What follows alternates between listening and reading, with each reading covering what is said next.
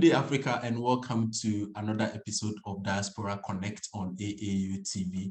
On Diaspora Connect, we speak to incredible people in the diaspora who are doing a lot to impact the society back home in Africa. We normally speak to people who are of African descent but are residing in the diaspora. And we also make sure that we speak to people who are really making impact back home.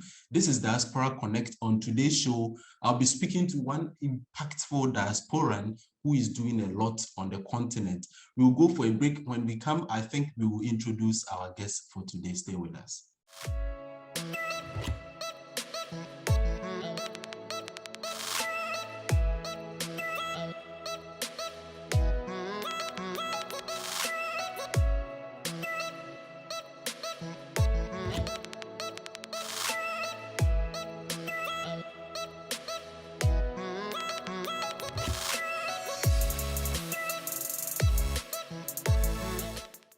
Welcome back. This is AAU TV and this is Diaspora Connect. And on today's show, we are talking about curriculum enrichment in African educational institutions. So obviously, there are a lot of institutions that are doing a lot on the continent in terms of shaping education on the continent. And so today we'll be speaking about curriculum enrichment in the African educational institutions. And with us today, we have Dr. Yvette Butler, who is the executive director of GapBuster. Let me say a bit about Dr. Butler, and then I'll just hand over to her.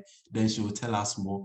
Dr. Butler, like I mentioned, is a founder and the president of Gab Buster Incorporated, which is a non-profit educational enrichment program in United States of America. So Dr. Butler is also, before she was also part of she worked at Howard University as a study coordinator and co-investigator for 4 years. She was directly involved in the providing HIV education and prevention to Howard University's allied health students and other healthcare providers. Dr. Butler has extensive knowledge in HIV and AIDS treatment, clinical trials, and patient management, as well as developing and implementing educational programs. Dr. Butler also is a board member of the UMD Community Research Advisory Board, as well as a board member for a lot of other non-profit organizations. Of course, Dr. Butler is a busy person when it comes to what she does. But then I think the best person to give us more details about Dr. Butler will be Dr. Butler herself. And we are fortunate today to have Dr. Butler online with us. Good day again, Dr. Butler, and welcome to AAU TV. How are you? I'm fine. How are you too? I was waiting for my cue. Well, eh, wow. First of all, I want to thank AAU for this opportunity again to be on your show and to talk about what we're doing. And I was listening to my bio and I was like, wow, you guys found a lot out about me. Yeah, it's a lot more in the whole HIV arena that I did, but I was like, wow, they really looked at, found things I haven't seen and really looked at in some time now, in over 20 plus years that I was in the HIV arena and working. I actually started off with adolescent HIV in New York. And before I went to Howard University and was there for, a little bit more than 5 years. And it seems like eons ago, but it still is near and dear to my heart. And prevention is actually the key for things now. And it was interesting. I did a paradigm shift basically about 21 years ago and start working in education arena and ensuring that our young people had opportunities that I was given. And it's interesting to, when someone else reads about you, you're like, wow, I did that. Um, so I want to thank you so much once again for allowing me this opportunity to be here. And there's so much more that has gone on in my life with, over the transition periods. And I tell people that I have three different careers in my life. One was I felt a professional student. because my family thought I was never ever going to stop going to school because I went to school for 24 years. Wow. That's primary, graduate, medical school, then residency. So that's 24 years actually in school, then practicing and working in the research community as well, and then now transitioning and doing work with educate in the educational arena with primary students from grades pre-K to high school. And I tell people I'm getting ready to start my fourth career, actually ensuring that the diaspora and actually the continent has services and programs that will change and impact the lives of our future generation. Okay. So I'm to I guess I tell people to jump into my fourth career. I've dibbled and dabbled on the continent, and now it's really time to take that plunge and make a difference that can be impactful and long lasting and change the world. So Sure. thank you again. Yes. So as I told you, Dr. Butler is a ton of experience and she's done a lot. But Dr. Butler, I think one interesting thing we would like to know before we go into even our discussion, that is talking about one of your programs that you do at GapBuster, is what motivated your transition as a medical professional? What motivated your transition from the medical field where you used to practice to education? Well, and that's a good question. And so many people ask me that question. And and my family was the first, like, are you crazy? How can you leave the medical profession and really go into working in the educational arena? And as I said, I went through a paradigm shift. In 1999, I felt that, I truly had everything that I ever dreamed of and as far as career. And I start realizing that I had those opportunities. And at that time, I was a single mother, and I saw that young people like my daughter at that time, who was only in second grade, did not have opportunities, and that the system wasn't providing, especially those individuals of color, the access and resources that were available to our Black and Brown babies and the educational system. And so it took a lot of it took a lot of praying about it and thought processing. So when I actually left Howard, I actually went to pharmaceuticals. That was something and I'm that I didn't hear you talk about because I left Howard University and went into Mhm, pharmaceuticals, and mhm. they call that the dark side of medicine.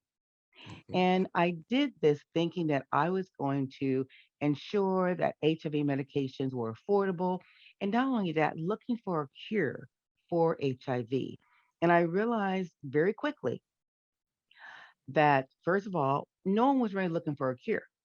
They were looking to maintain and continue HIV into a long term illness. It wasn't about finding a cure and getting rid of it. It was more managing the virus and the disease itself. And so when I realized that that wasn't the goal, I said the biggest thing is about prevention. And as I said, I started off with adolescent HIV in New York. And I realized that the majority of the young, and I call them, they weren't even adults, young kids who were actually infected were infected at no fault of their own. And one of the biggest things that was very, very prevalent was that these young adolescents did not have the academic foundation to choose whether to go off to college or to just survive. And so I realized at that point that there something had to change. And so that's how I really got into the educational arena. I wanted to provide into prevention and make sure that young people had the educational foundation to select or choose if they wanted to go into college, they want to go to higher education, if they want to have a career or just survive. Because when you're just surviving, you're going to do anything to live. And that's one of the unfortunate reasons and ways, a lot of the young people I was working with were infected with the virus because they just had to survive. So when I said to survive, the prostitution, basically dealing with older men to take care of them, living the street life. So when you're leading that life, it's going to put you at risk. So that's what really made me, change what I was doing because I felt that I only had two pathways growing up. One thing about me historically, unfortunately, my mother died when I was 9 years old. I'm the youngest of five. So I could have made those same choices. But luckily, I had a great mentor. One of my cousins, his name is Frank Slayton, and he never knew the impact that he made on my life.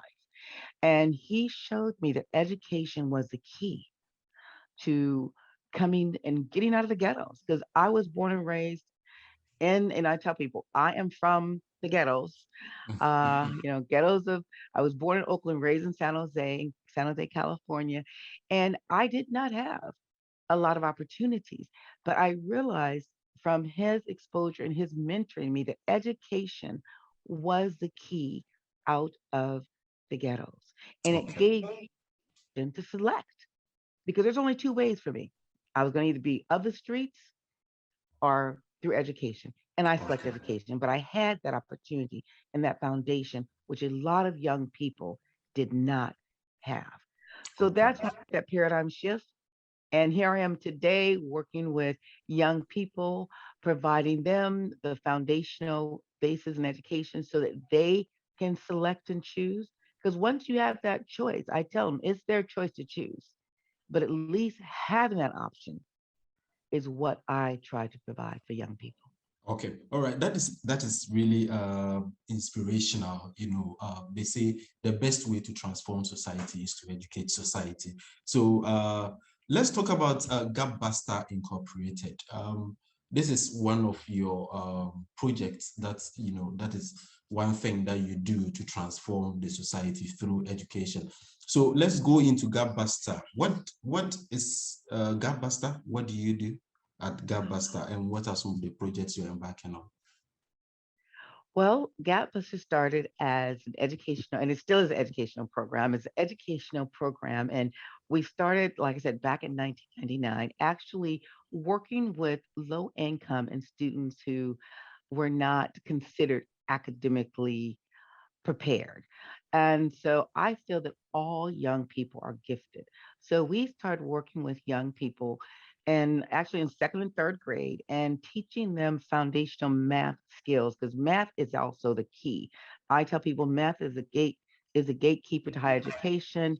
And so really building that foundation because since I'm, from the science arena and actually I was very strong in the math and realized that you do reading, writing, all those things in math. So that's where GapBuster actually started. I was volunteering. I started volunteering as um, in the classroom. Then I started a volunteer program of just volunteer parents as well as volunteer students in the different magnet programs to work with younger individuals in second and third grade and really allowing them and preparing them with the foundational skills in math. And so that is actually how Gap Buster started. Now over the years we have started looking and we had to change and we start looking at three different areas. So GapBuster wasn't really supposed to be this program that it is now. I was just volunteering while I was still working to actually do this. And so in 2001, we actually incorporated the organization as a nonprofit and we started applying for grants and various other resources to really hire teachers now to come in with their skills and knowledge to help with the foundational skill of these young people. And what we realized, I started looking at it deeper and saying, we actually have to address three areas that our young people don't have. And there are three areas we start looking at: is academics, ensuring that they were strong academically, also technologically, and providing those technological skills. And the third one was exposure. our young people don't have opportunities of exposure to various things as far as museums. They're here, but they don't go. The travel exposure, seeing other continents and other people, and learning about things beyond what we call our borders or beyond our family circles, our areas that we live in. So those three areas and those three areas were gaps in our communities. And so now GapBuster actually addresses those three areas. We address the academic, the technological, and exposure. When we say exposure, we take the kids out of the country. And so it's not just within their circles and their towns, but we travel with kids all across the United States. We take them to the West Indies, and we definitely bring them to the continent of Africa. So we believe that exposure and taking young people out of their natural element is really going to change and make us global citizens where we can now compete with our peers. And when I say our peers, our white and Asian peers, so that we can compete with those individuals. So we Okay. basically focus on Africans and Latinos and ensuring they have the foundation for success. Okay, so Gap Buster has grown from a volunteering venture to a big NGO that is not even only working in the United States, but extending to other parts of the world. And that brings us to your penetration into Ghana. What is the program in Ghana, and how is it different from what you've just described, which basically targeting Latinos in the United States of America and other minority groups? Well, what we did, and I'll tell you honestly, our first dive onto the continent, we actually worked in South Africa for many years.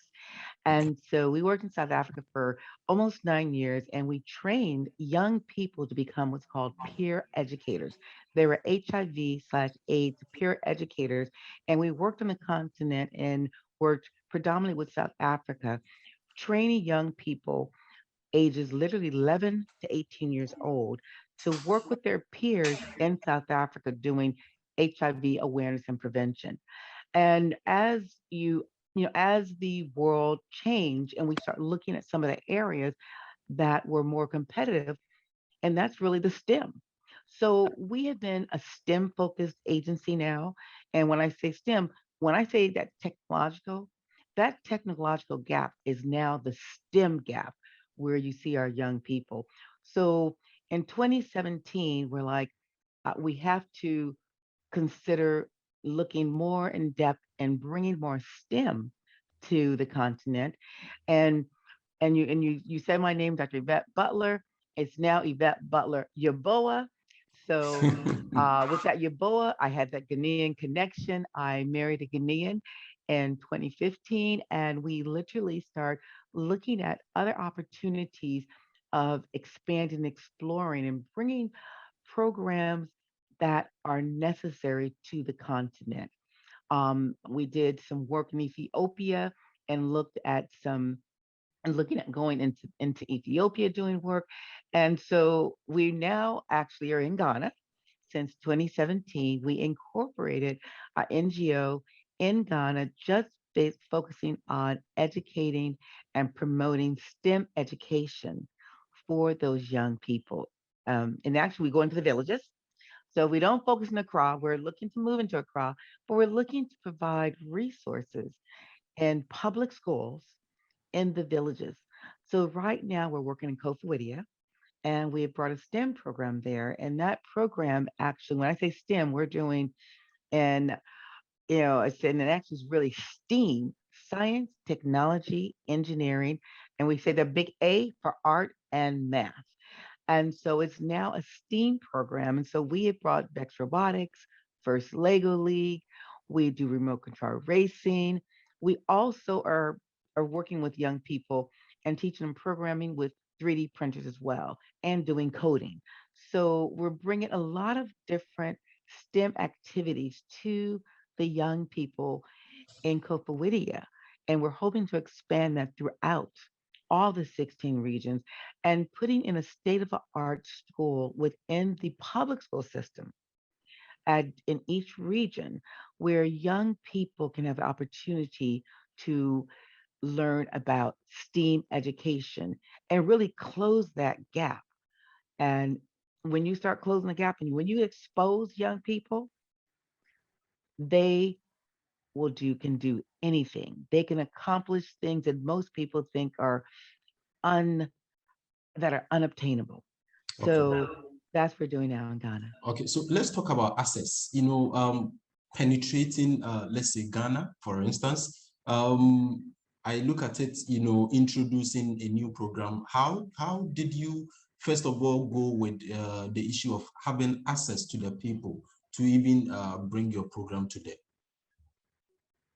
Well, I- I feel bad because I say, connections are good.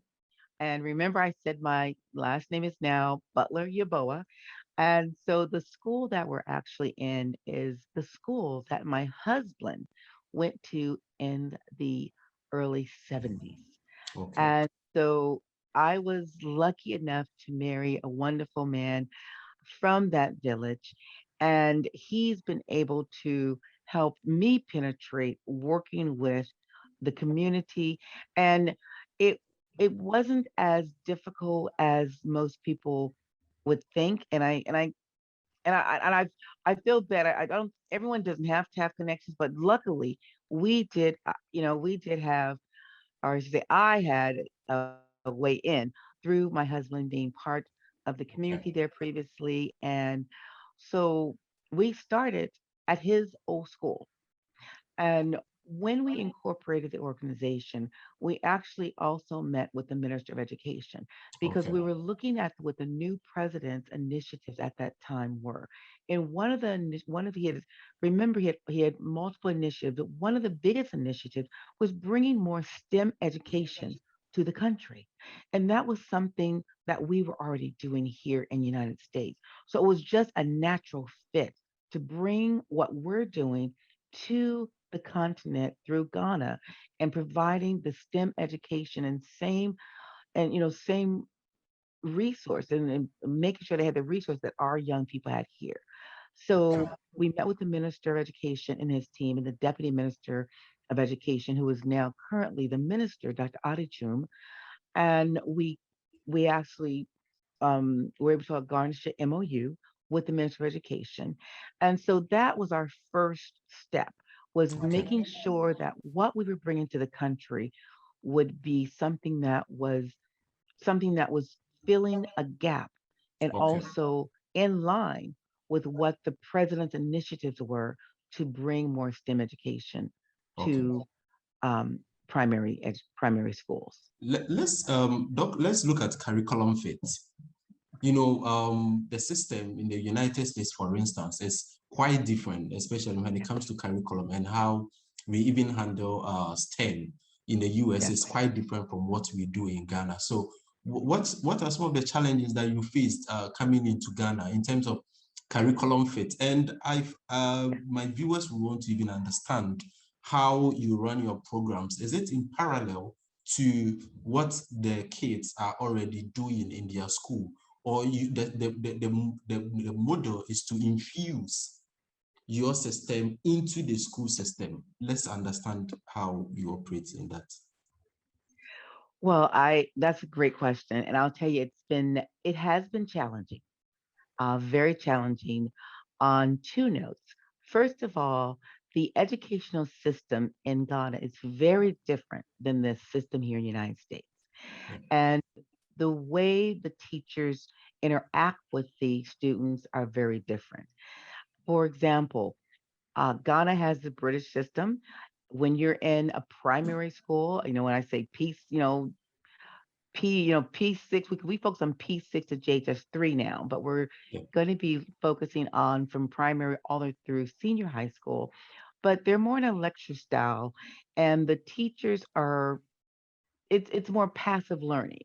And so the teachers are teaching the students, but they're in a lecture style setting.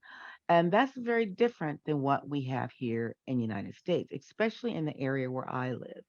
We have a lot of team interaction, peer intervention, and the students working in groups and being more critical thinkers.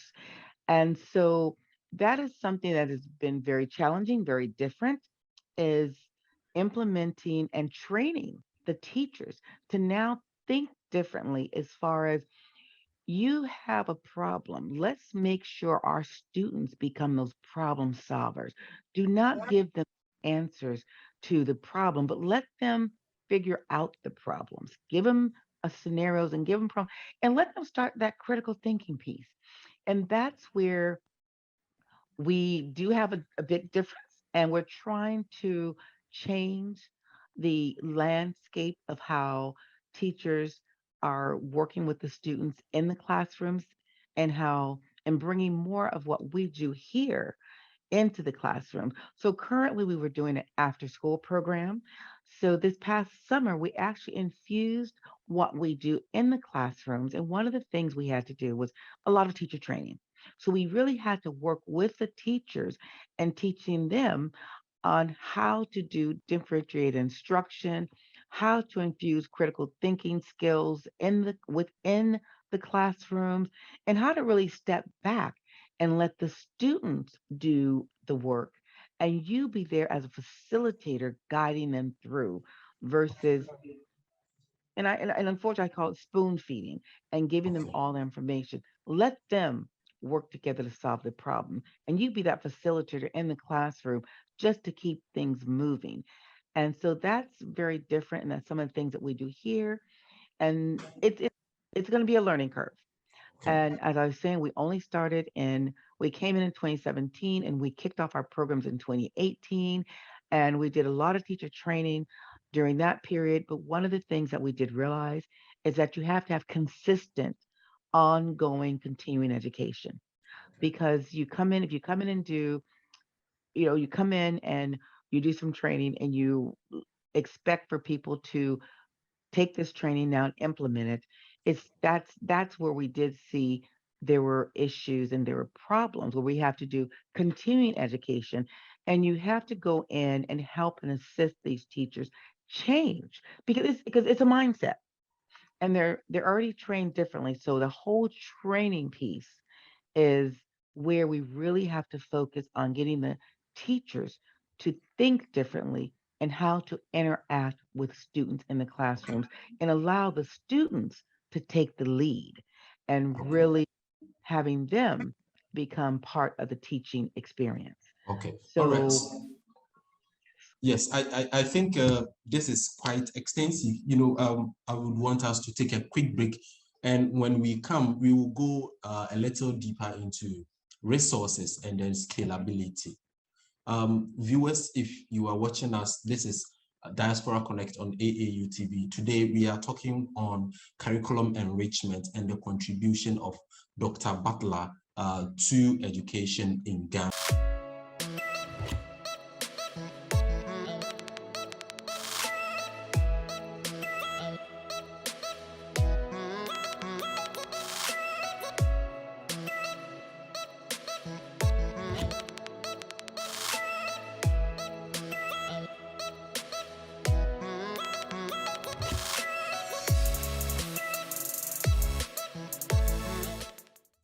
Welcome back, viewers. This is Diaspora Connect. On today's show, we are speaking with Dr. Butler Yeboah. Dr. Butler, I'm claiming you right now. That is why I say Dr. Butler Yeboah. I really want to bring in the Yeboah part so that we know that yes, now we brought you to Africa and we brought you to Ghana specifically. All right. So, Doc, before we left off, we were talking about the model that you operate, and you went extensively into the model and how you operate. So if we understand, it's about training the trainers. And if you take that particular model, one thing that we want to know is your resources. How do you do it? Do you bring moderators from the United States to come and train, or what are the resources that you use in doing this? Thank you so much for asking. And let me go back. I want to just briefly say what the mission of our organization is too. And we live and breathe the mission.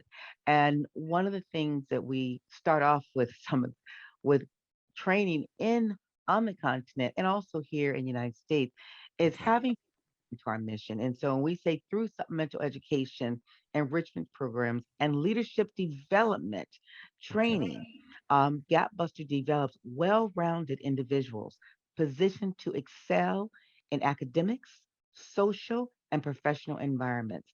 Okay. And so our vision is to really close the performance gap. And so in saying all that, when we talk about bringing our way of learning and our way of teaching into the continent, and you say resources, we actually bring trainers, and we bring trainers from our teachers from the United States and professional developers here to actually provide that professional development in country. And one of the good things, as we know, now that we have the virtual landscape, and one of the things that we have done in Ghana is we have equipped the school that we're working with right now with internet. And so, and we've also brought in computers. So we have a lot of partners here in the United States who have assisted us. One of them is IMF, who have assisted us with providing resources in Ghana. Okay. And so when I say resources, we've gotten computers, we've gotten furniture and things to actually build a library. So we've built a library and also two computer labs that are internet, that are connected to the internet and are Wi-Fi accessible.